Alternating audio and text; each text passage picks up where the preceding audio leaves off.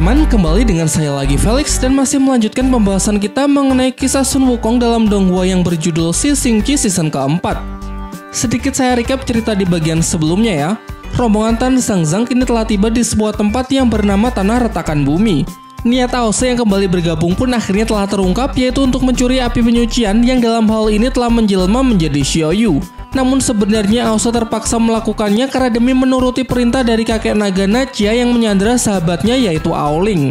Keadaan semakin buruk karena kakek naga Nachia akhirnya muncul dan menggempur solo rombongan Tan Zhangzang. Bahkan Aose sempat dibuat ketakutan sampai tidak bisa bergerak. Namun berkat ceramah dari Tan Zhangzang serta pengorbanan dari teman-temannya, Aose pun kembali sadar sehingga membuatnya memiliki keberanian untuk membelot dari perintah kakek naga dan justru berpihak kepada rombongan Tan Zhangzang. Setelah melewati pertempuran panjang, akhirnya kakek naga Nachia berhasil dipukul mundur, tetapi situasi tak kunjung membaik karena tidak lama kemudian para jiwa kegelapan kembali naik untuk menyerang. Di sisi lain, di sebuah tempat yang bernama Penjara Terapung, terlihat Jenderal Gerbang Timur yang menjadi salah satu tahanan di tempat tersebut akibat mengkhianati tugas dari Kaisar Langit untuk menangkap Dewa Rulai.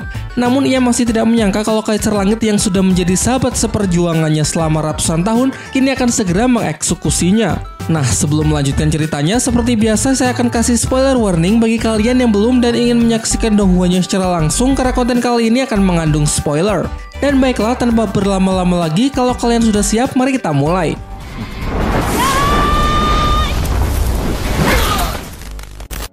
Berlatar tempat di Kerajaan Langit, seorang pelayan istana terlihat sedang membersihkan kediaman milik Dewa Assassin.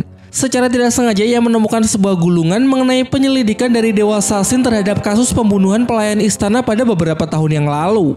Mungkin kalau kalian lupa, di season 3 kemarin terdapat scene flashback yang memperlihatkan seorang pelayan istana yang bernama Miluli meninggal secara mengenaskan di kediaman Jenderal Gerbang Timur, dan diduga kuat kalau kejadian tersebut berkaitan erat dengan jiwa-jiwa kegelapan yang mulai menerobos Kerajaan Langit. Sekarang kita kembali fokus ke cerita. Pelayan istana yang tadi membersihkan ruangan Dewa Assassin ternyata adalah mata-mata suruhan dari Kaisar Langit. Ia segera menuju aula bayangan untuk menginformasikan bahwa Dewa Assassin nampaknya mulai mencurigai Kaisar Langit. Yang mana Dewa Assassin menyelidiki kembali kematian dari pelayan Miluli dan mencoba mengkaitkannya dengan perubahan sifat dari Kaisar Langit. Mengetahui hal tersebut, Kaisar Langit disarankan untuk segera menyingkirkan Dewa Assassin sebelum Dewa Assassin mengacaukan rencananya. Namun Kaisar Langit menolak dan mengatakan bahwa ia belum ingin menyingkirkannya karena ia masih membutuhkan kekuatannya. Selain itu, Kaisar Langit juga dapat merasakan kalau Dewa Rulai sudah mulai bergerak lagi, bahkan telah berhasil mengambil pedangnya di Kerajaan Ashura. Menurutnya, menyingkirkan Dewa Assassin sekarang hanya akan mengurangi kekuatan tempur di Kerajaan Langit karena kesetiaan dari Dewa Assassin untuk saat ini masih bisa ia manfaatkan. Sekelompok pelayan terlihat sedang berjalan menyusuri lorong istana. Bawahan Kaisar Langit, sebut saja pria jubah hitam, terlihat sedang mengintai mereka. Ia kemudian menculik salah seorang pelayan dengan tujuan untuk memancing Dewa Assassin. Dan benar saja, di ruangannya Dewa Assassin mulai dapat merasakan kehadiran dari nafas jiwa kegelapan. Ia keluar untuk mencoba menyelidikinya dan mendapati pria berjubah hitam yang sedang melarikan diri dengan menculik seorang pelayan istana. Dewa Assassin pun segera menghadangnya dan menanyakan identitas dari orang tersebut serta siapakah yang telah mengirimnya ke tempat ini. Namun si pria berjubah hitam menolak menjawab dan lebih memilih untuk memulai perkelahian.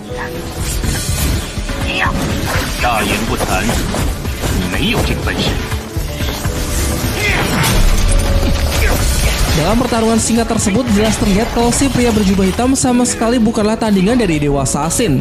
Ia dapat dilumpuhkan dengan mudah yang kemudian Dewa Assassin paksa untuk memberitahukan siapakah identitasnya yang sebenarnya.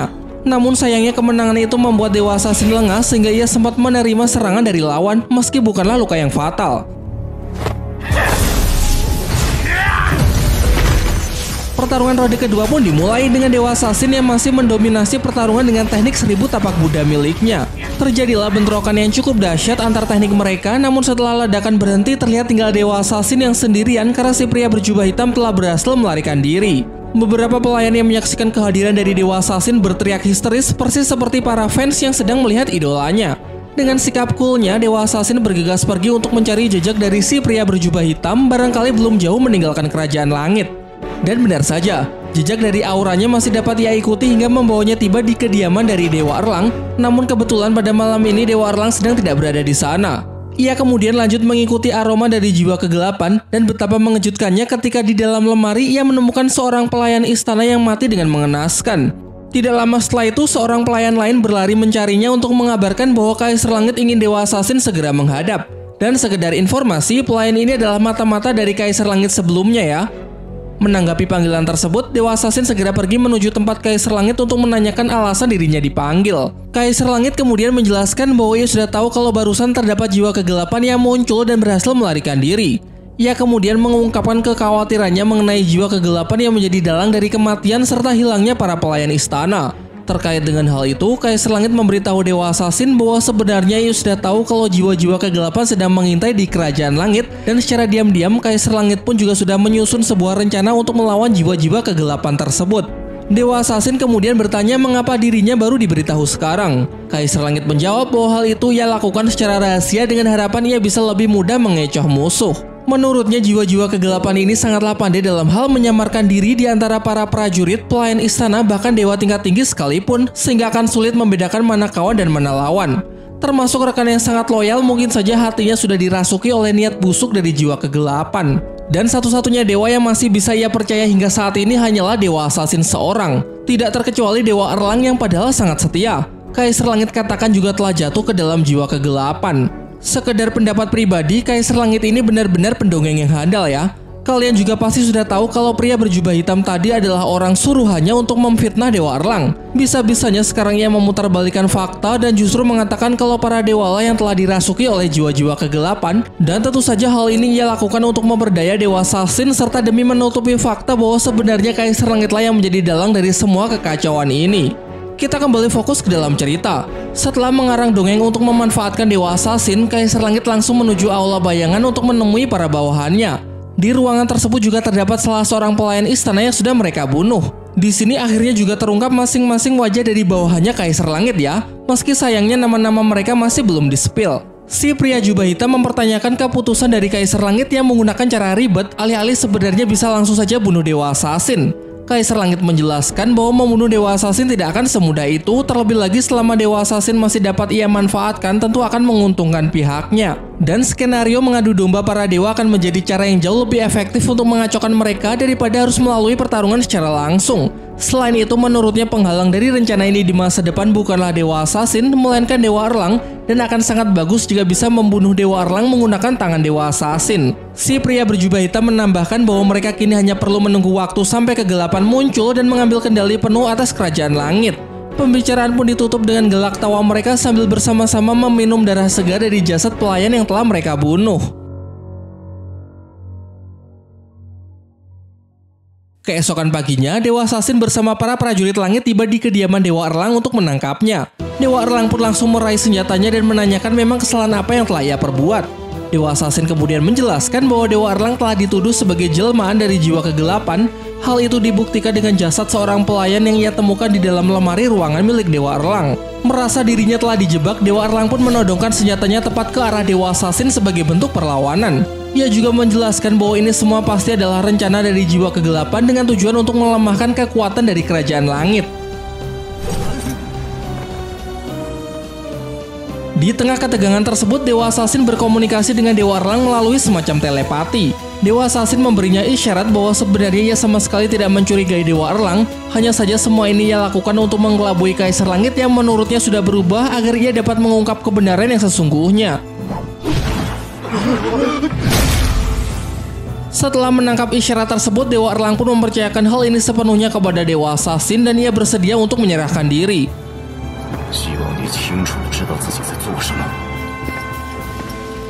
Setelah berhasil menangkap Dewa Erlang, Dewa Assassin segera memberikan perintah kepada para prajurit untuk melanjutkan perburuan jiwa kegelapan di seluruh wilayah Kerajaan Langit.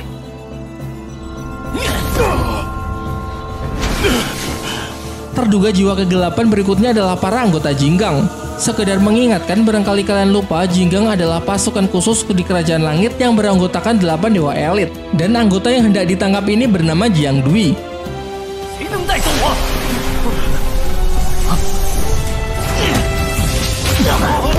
Ia sempat memberikan sedikit perlawanan meski pada akhirnya ia harus menyerah karena perbedaan kekuatan yang terlalu besar.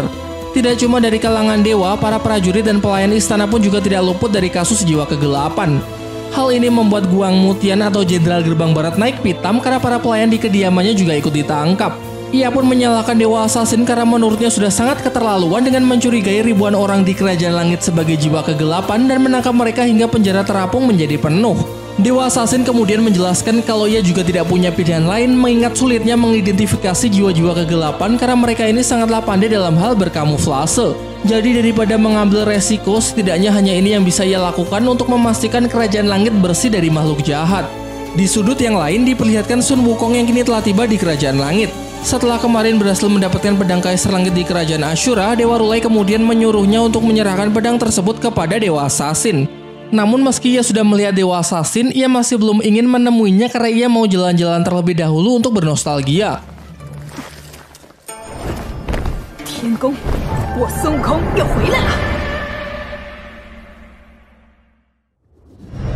Sementara itu di Aula Bayangan dijelaskan kalau Dewa Assassin kini sedang bertugas untuk memburu jiwa-jiwa kegelapan di seluruh wilayah Kerajaan Langit. Banyak dewa besar yang telah ditangkap, bahkan termasuk Dewa Erlang. Kaisar Langit menambahkan kalau rencananya telah berjalan sangat mulus dengan keberhasilannya memperdaya Dewa Assassin yang membuat dewa tersebut benar-benar sudah kehilangan akal sehatnya. Dan jika nanti peran dari Dewa Assassin sudah dianggap selesai, maka Kaisar Langit sendirilah yang akan membunuhnya.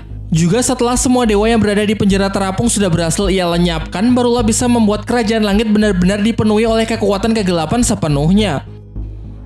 Sementara itu, Sun Wukong yang penasaran mengikuti para prajurit yang telah ditangkap dan dibawa ke penjara terapung. Di sini ia dibuat cukup terkejut ketika melihat Dewa Erlang, dewa besar yang memiliki loyalitas tinggi terhadap Kerajaan Langit, sekarang justru menjadi salah satu tahanan di penjara terapung.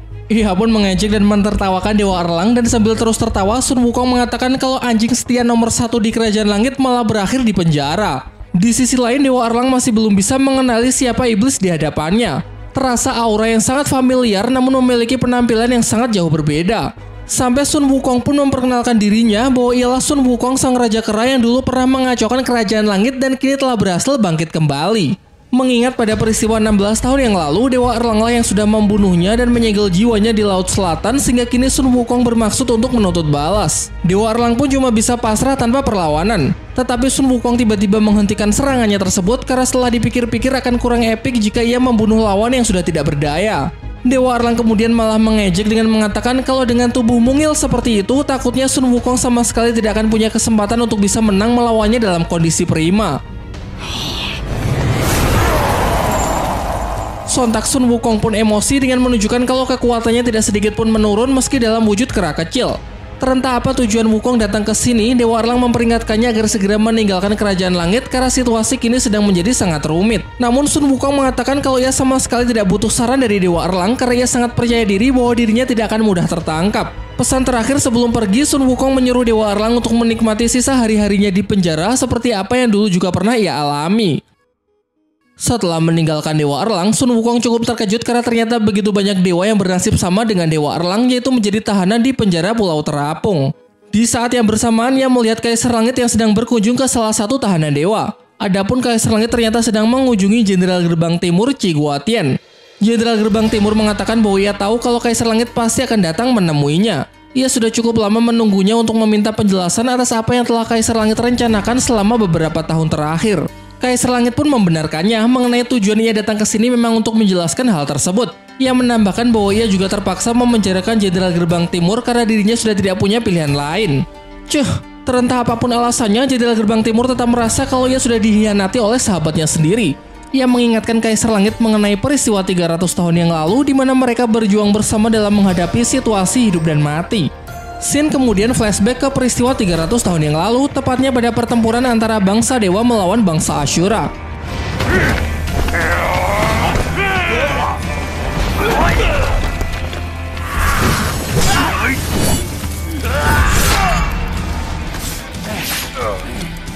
Kala itu pihaknya mengalami kerugian yang sangat besar, ribuan pasukannya tewas dan hanya tersisa beberapa dewa termasuk dirinya itu pun sudah kelelahan dan terluka parah. Diperlihatkan beberapa prajurit Ashura yang masih berusaha untuk membunuhnya dan untung saja ia masih punya cukup tenaga untuk bisa mengatasinya.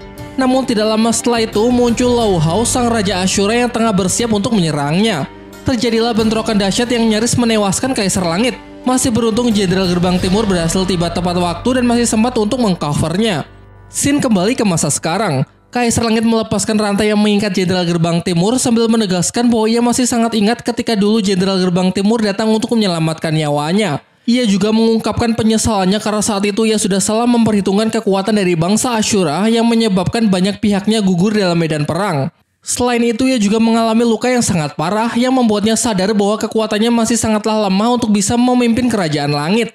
Namun pada akhirnya ia telah menemukan sebuah solusi untuk memperoleh kekuatan yang jauh lebih besar, yaitu jatuh ke dalam jiwa kegelapan. Dengan begitu dirinya seakan dapat melepaskan rantai yang selama ini mengekang potensinya. Dengan nada bicara yang tidak seirama, Jenderal Gerbang Timur menduga kalau hal ini pasti berkaitan dengan pedang keadilan yang tertinggal di kerajaan Ashura. Pedang tersebut memiliki semacam kuasa untuk membatasi kegelapan sehingga saat Kaisar Langit sudah tidak lagi memilikinya, maka dengan mudah jiwa kegelapan bisa merasuki tubuhnya. Namun Kaisar Langit menentangnya dengan mengatakan kalau sekarang ia sudah sangat puas sehingga ia merasa tidak lagi membutuhkan pedang tersebut. Sontak hal ini membuat Jenderal Gerbang Timur menjadi begitu emosi. Dengan tegas ia mengatakan bahwa sampai kapanpun ia akan selalu menentang jiwa kegelapan sehingga sekarang tidak ada pilihan lain selain mengalahkan Kaisar Langit dalam pertarungan. Namun bukannya melawan, Kaisar Langit justru mengatakan kalau di sini ia hanya ingin mengungkapkan kebenaran kepada sahabatnya tersebut dan sama sekali tidak punya niat untuk bertarung melawannya. Ia kemudian menjelaskan bahwa ada solusi lain untuk menyelesaikan masalah ini selain dengan pertarungan maupun mengambil pedangnya. Dan solusi yang ia maksud adalah dengan masuk ke dalam kuil penyucian 3 dewa kuno. Yang mana kuil tersebut adalah semacam neraka penghukuman bagi para dewa yang telah terjerumus ke dalam jiwa kegelapan untuk dibersihkan ulang agar bisa kembali menjadi dewa yang suci. Selain itu, ia juga berniat meninggalkan tahtanya di kerajaan langit karena ia merasa sudah tidak layak lagi menjadi seorang pemimpin. Ia ingin menyerahkan posisi tersebut kepada Jenderal Gerbang Timur, mengingat Jenderal Gerbang Timur adalah satu-satunya sahabat terdekat yang masih bisa ia percaya. Setelah mendengar pernyataan dari sang Kaisar Langit, nampaknya membuat Jenderal Gerbang Timur berempati. Dan ada saja Kaisar Langit mau berterus terang sedari awal, maka ia pasti akan membantunya. Penghapusan dosa seperti apa yang sudah dijelaskan merupakan mimpi buruk bagi para dewa karena prosesnya yang sangatlah menyakitkan. Maka dari itu sebagai seorang sahabat, Jenderal Gerbang Timur bersedia untuk membantunya mengambil jalan lain. Ia menyarankan agar Kaisar Langit tidak perlu meninggalkan tahtanya, umumkan saja tentang pemulihan tertutup dan ia akan membantunya untuk menjaga kerahasiaan ini dari orang lain sehingga tidak akan ada yang tahu kalau Kaisar Langit telah jatuh menjadi jiwa kegelapan. Mendengar ketulusan dari sahabat di hadapannya yang mau membantunya begitu banyak membuat Kaisar Langit menjadi sangat terharu. Namun inilah kelemahan fatal yang dimiliki oleh Jenderal Gerbang Timur, yaitu sifat lemah lembutnya, dan hal inilah yang dimanfaatkan dengan baik oleh Kaisar Langit yang memang benar-benar sudah terjerumus ke dalam jiwa kegelapan. Jadi penyesalan yang tadi telah ia ungkapkan semuanya adalah omong kosong yang sengaja ia buat untuk melemahkan pertahanan dari Jenderal Gerbang Timur. Akan cukup sulit jika harus bertarung secara langsung sehingga dengan cara ini ia pasti bisa membunuhnya. Bahkan emosi masih menjadi kelemahan dari dewa kuat seperti Jenderal Gerbang Timur dan hanya dengan menjadi jiwa kegelapan maka Kaisar Langit bisa menghilangkan semua perasaan tersebut agar bisa menjadi jauh lebih kuat.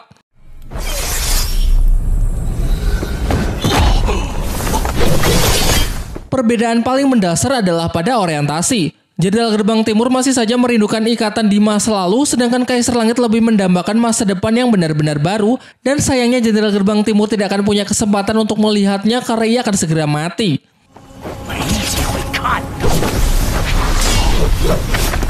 Namun sepersekian detik sebelum pedang menembus jantung, sebuah tongkat emas menghalaunya dan sudah jelas bahwa ini adalah perbuatan dari sang raja keras Sun Wukong. Terasa dari aura iblisnya, Kaisar Langit langsung dapat menyadari kalau Sun Wukong ternyata benar-benar telah berhasil lahir kembali. Jenderal Gerbang Timur pun juga dapat merasakannya, meskipun dalam wujud yang jauh berbeda, aura segila ini mustahil dimiliki oleh iblis lain. Sun Wukong kemudian menjelaskan bahwa tujuan ia kemari adalah untuk membongkar kedok dari Kaisar Langit yang selalu membicarakan mengenai kebajikan dan kebaikan ternyata hanyalah jiwa kegelapan kotor yang selalu memakan daging dan meminum darah manusia. Berpura-pura baik dengan memberikan perintah untuk mendapatkan api penyucian demi keseimbangan dunia, namun sebenarnya hanya untuk memenuhi nafsunya belaka. Kaisar Langit yang sangat murka kepada iblis di hadapannya mulai bicara menggunakan kekuatan sehingga pertarungan pun tidak terhindarkan.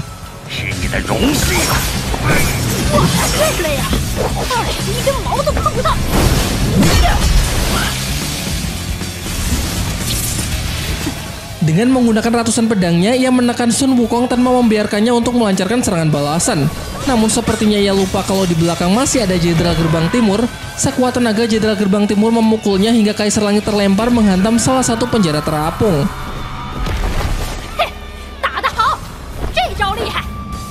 Sayangnya pukulan barusan adalah tenaga terakhir yang dimiliki oleh Jenderal Gerbang Timur dan setelah itu ia pun langsung jatuh tidak berdaya. Ia memperingatkan Sun Wukong agar segera pergi meninggalkan Kerajaan Langit, namun Sun Wukong menolak untuk pergi sendiri sehingga ia menggendong Jenderal Gerbang Timur untuk ikut bersamanya. Serangan barusan tentu tidaklah cukup untuk bisa membunuh Sang Kaisar Langit, bahkan sekedar untuk meninggalkan sedikit luka.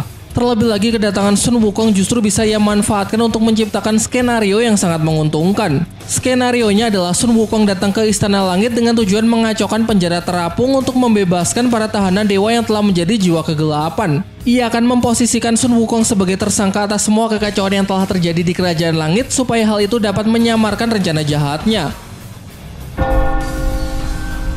Lonceng di Gerbang Timur kembali berbunyi menandakan bahwa telah datang iblis yang sangat kuat ingin menginvasi Kerajaan Langit. Baik Dewa Assassin, Jenderal Gerbang Barat, Jenderal Gerbang Utara, dan Jenderal Gerbang Selatan pun juga telah menyadarinya. Seluruh pasukan dan armada perang Kerajaan Langit pun segera dikerahkan dan bersiap untuk menghadapi pertempuran. Sementara itu dengan nafas yang sudah terengah-engah, Jenderal Gerbang Timur memperingatkan Sun Wukong agar lebih berhati-hati mengingat Kaisar Langit yang telah menjadi jiwa kegelapan telah memulai rencana jahatnya.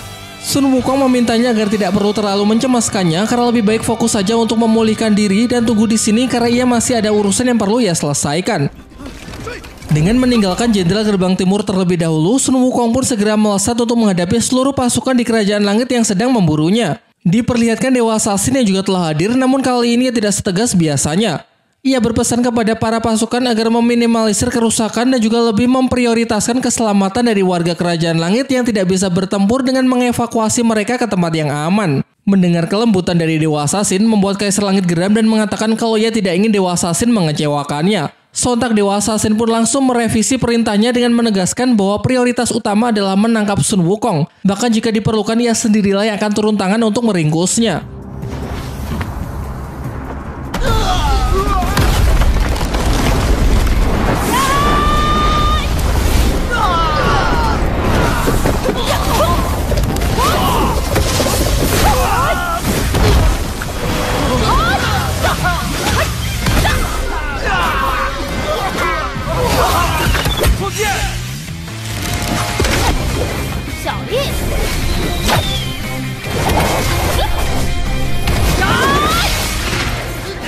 Di saat yang bersamaan terlihat beberapa armada perang yang sudah mulai jatuh dan tentu saja ini adalah amukan dari Sun Wukong dengan motivasi ingin membongkar seluruh kebusukan yang ada di dalam Kerajaan Langit.